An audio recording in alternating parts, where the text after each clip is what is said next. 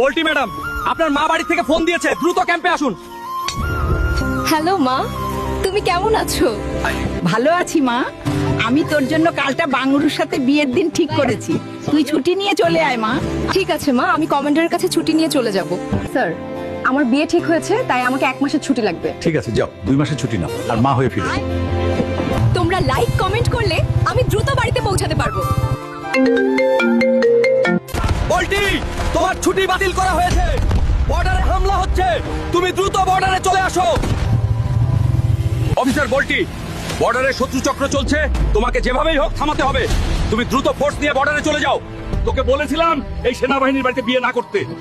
দেখলি তো, বিয়ের সময় পার হয়ে যাচ্ছে, এখনো কনের হদিস নাই। বয়েজ, দ্রুত এগোতে হবে, না হলে শত্রুপক্ষ বর্ডার দখল দিবে। বল্টি ম্যাম, বর্ডার দখল করতে অনেক শত্রু ফোর্স আসছে। দ্রুত তাদের ঠেকাতে হবে। Keep firing. We need support of them. Hold the ridge. Keep moving. চল বাবা, এই বাড়িতে তোকে আর বিয়ে করতে হবে না। এই তো আমার সোনার মেয়ে চলে এসেছে।